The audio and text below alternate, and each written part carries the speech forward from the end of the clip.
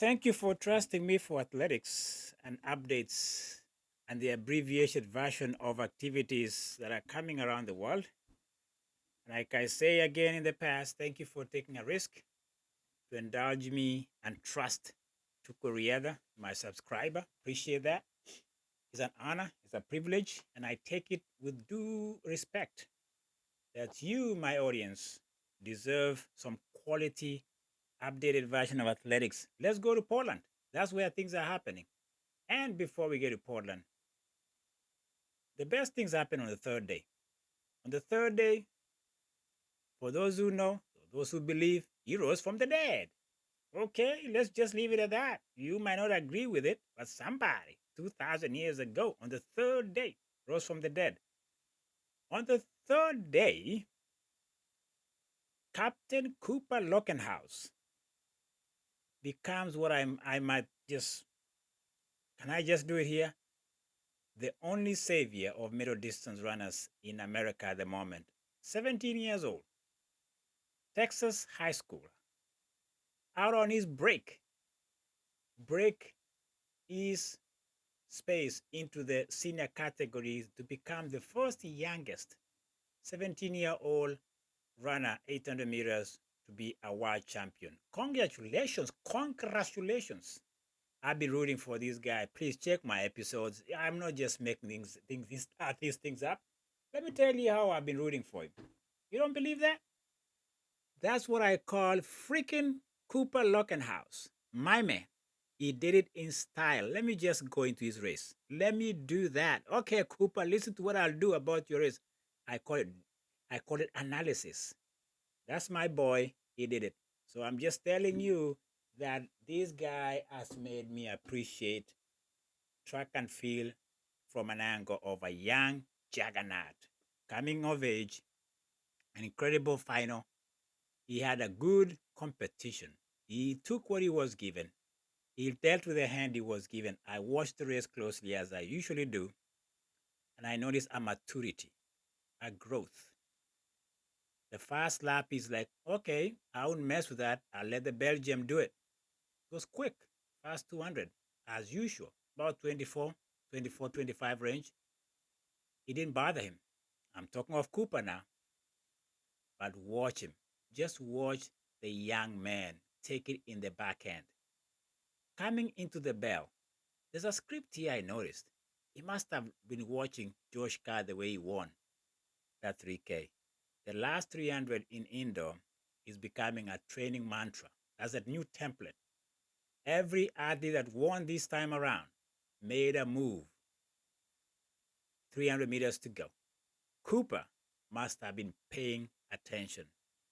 He doesn't wait. He shakes off the big boys. Mahmoud Tui was lost in the mix, the Spaniard. Elliot is 27. Elliot Creston, the Belgian, he's a 17-year-old. He schooled him. Let's just leave it at that. Brussels is not the capital city of Europe or European Union. It is Texas, somewhere in some high school. I couldn't believe watching how easy it was for these young men.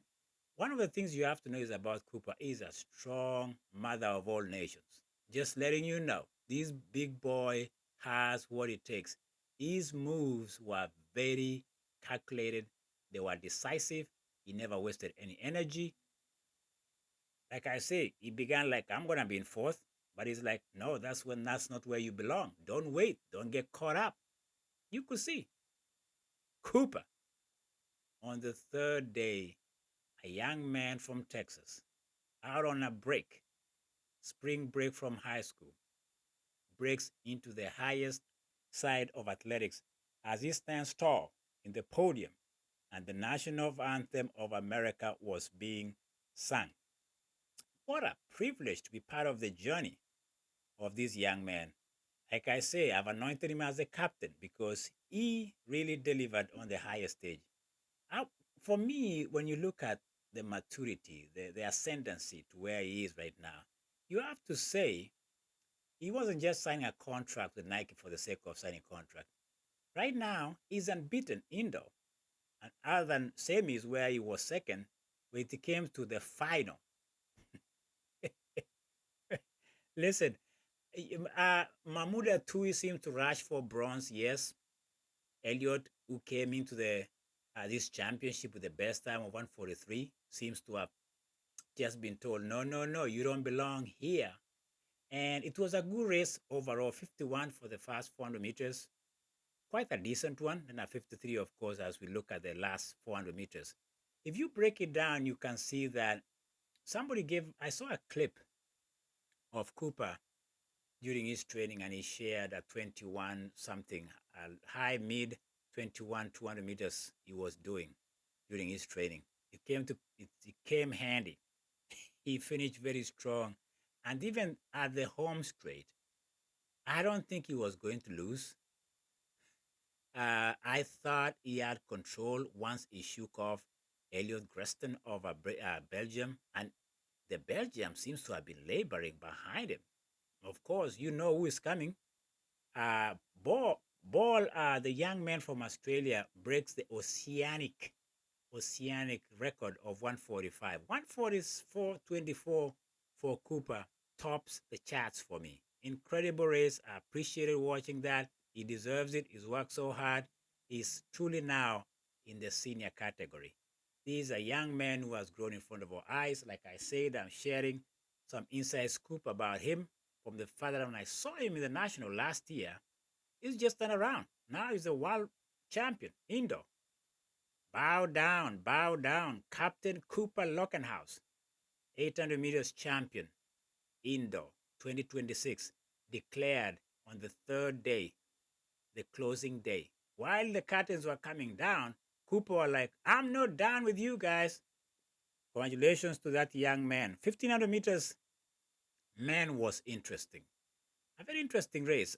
It became an Olympic, a championship final, very pedestrians in the early pace. Garcia from Spain recognizes that. He toys with the rest of the field. Nathan Green looked very green. He was caught in traffic, lane 3, lane 2, lane 1, positioning himself. He was as green as Nathan can look. As much as you could root for him, he looked naive. If you are if you are weaving through traffic in the final, trust me, you will never deliver. In fact, it was that cost him maybe something decent. He placed to sixth or fifth, if I remember correctly. The Spaniard Garcia controlled that race. I'm not gonna say that's how you do it, man. The championship, you take the lead. It's 203 at the 800. He's looking around. He looked around so much so that he almost went into the inside of the track coming into the home straight. It was a bazaar race, nothing bazaar. I think for me, the outdoor champion Nadal from Portugal um, really paid a high. I think he could have done better if I'm looking at how he raced. He was surging back and forth with, what's the name, guy from Sweden, Philstrom.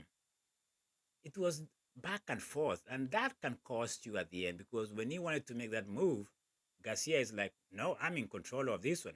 So you have Nadal, the Portuguese, taking silver, Garcia, of course, the Spaniard. Surprise for me was the Australian. I forgot his name. What was the Australian name? Okay, here I go again, researching the names. I don't have the name in front of me, but the Australian guy who took the bronze. Um, I think for me, if you look at him, he made sure that he wasn't wasting any energy compared to other athletes. There was a guy, a Diva or Niva. There's a lot of that because the race was very slow. And when it's very slow, you are holding your position, trying to weave in and see where you can be best positioned when it comes to the bell or the penultimate lap. And for me, that race had what it's supposed to look like in the final. And Garcia in 3:39 wins that one. Incredible race in the 15. Um, let me see. Oh, let me see something here. Garcia. I'd like to know the names of athletes. I think it helps my psyche. I really get obsessed with their names a little bit. The Australian guy, Nadal, the Australian Adam Spencer of Australia. But that was that. Slow race in the beginning. 3:39 was the final time in the men. Like I gave you the names of the 1, 2, 3 winners. On the women, Beke Halom from Ethiopia decided to do what I call Nasaka. Was that lady from Japan who likes to take the front running posture? I call it a posture because you are just posturizing. You're like, okay, I'm gonna take the lead because Halom of Ethiopia with that 1500-meter final for women opened a gap. And you know that gap wasn't going to last. You knew that. She's gonna be swallowed, she's gonna be wielding, she's gonna just find a way of disappearing. That happens. You don't do that in the final. Very few have done that, and they were just waiting. Jessica Hall of Australia was waiting. What's her name? Anta Bell, the Brit, was right there. And the other person was, there's an American. There's a few. Let me see what was happening in the women. Because I just remember that I have the picture of my head of the protagonists in this race. What I'm lacking is their names. But let me see. Let me tell you guys what really happened from a perspective of names. Uh, Anta Bell, the final gold medalist in the 1500 meters, for me, was just supreme. Okay, let's just leave it at that. She was on a mission, and the Hunter Bell was waiting for the bell because at the bell, it was over. Okay, that's just letting you know. And for me, I think Nikki Hills, I think she underestimated the competition. That's my opinion. She laid way back. She was counting on a always reliable kick, where you kind of just find everybody and just like, I'm coming home, I'm coming home. She came even a little bit too late for me. She barely got the bronze. She sneaks in, she leans in, she gets the bronze, but it was a miscalculated race for her. She runs her personal best of 3:59. Don't get me wrong.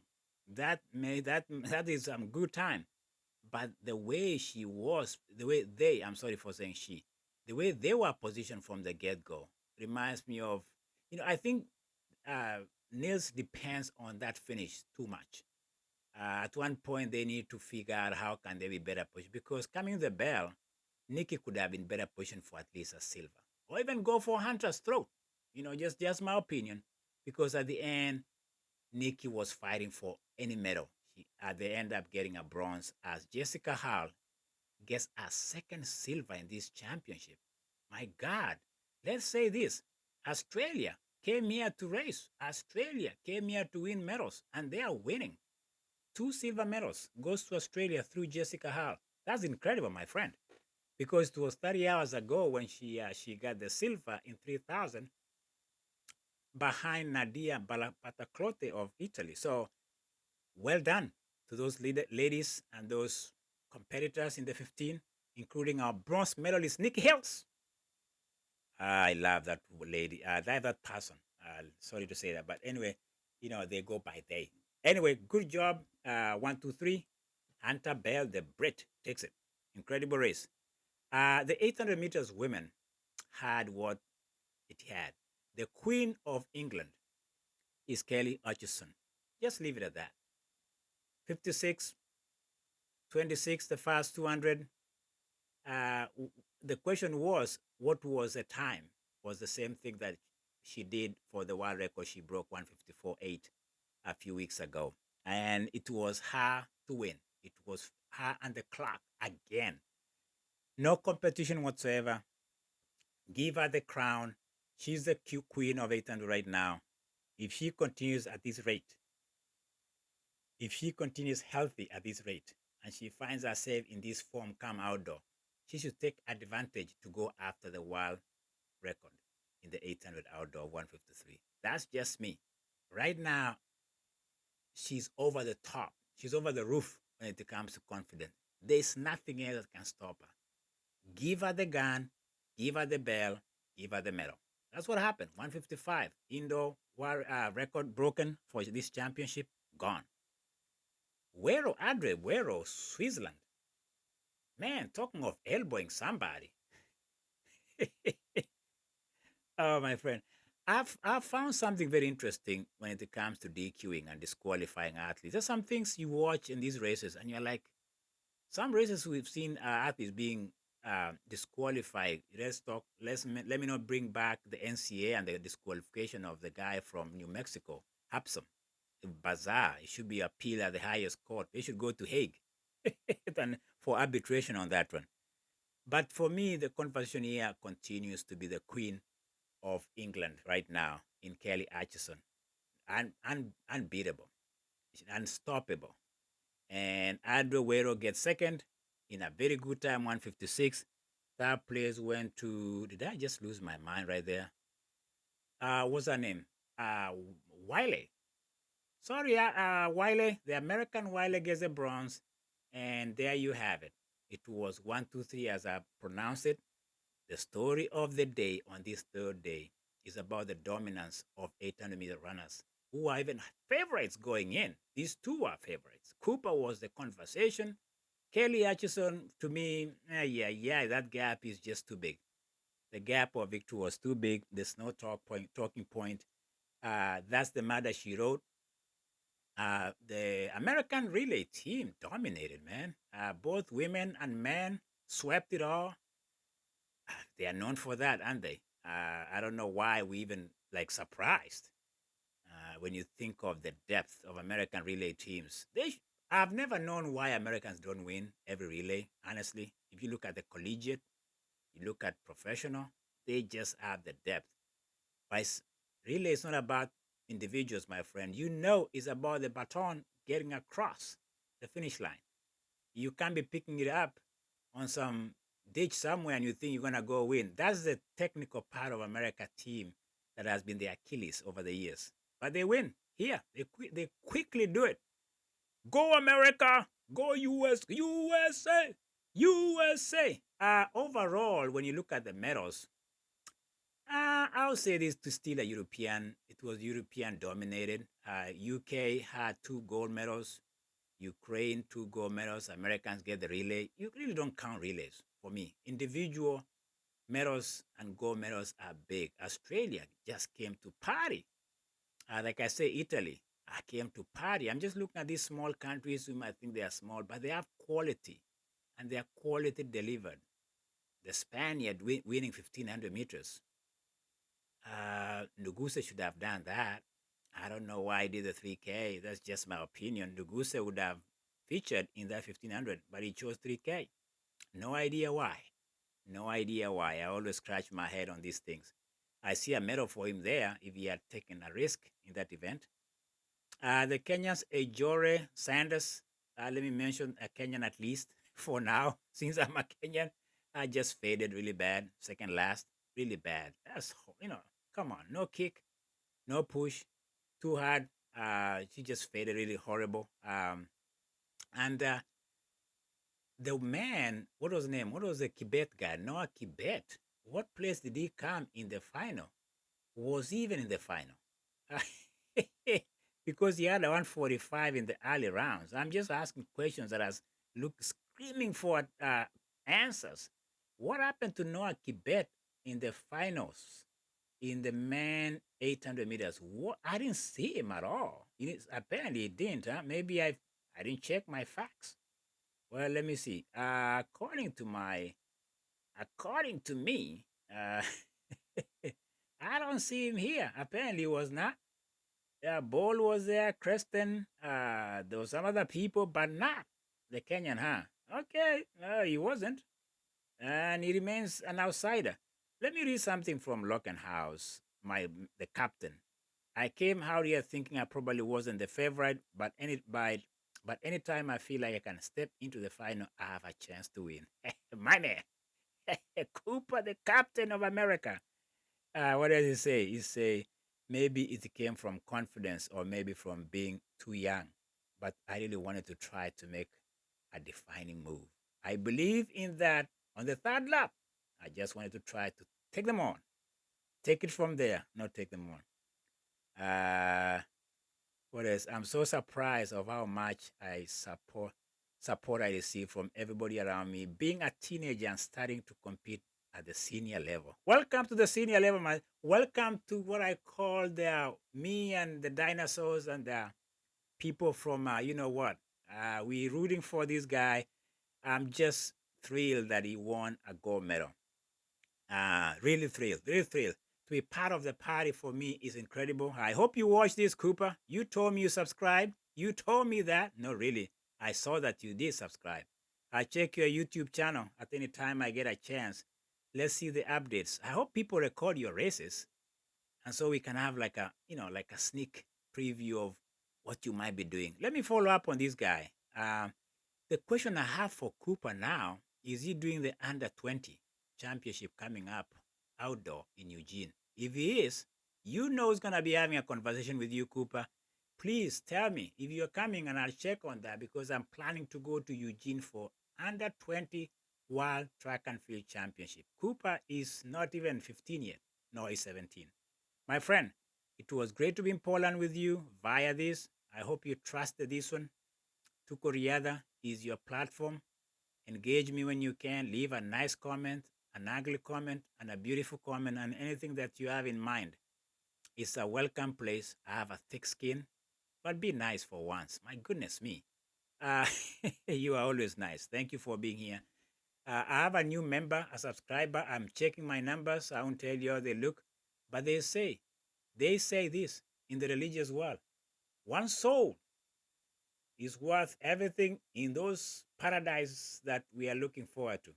So I saw a subscriber. Welcome aboard. Sit back, enjoy the journey. What's coming up next? Ultimate Championship in Budapest.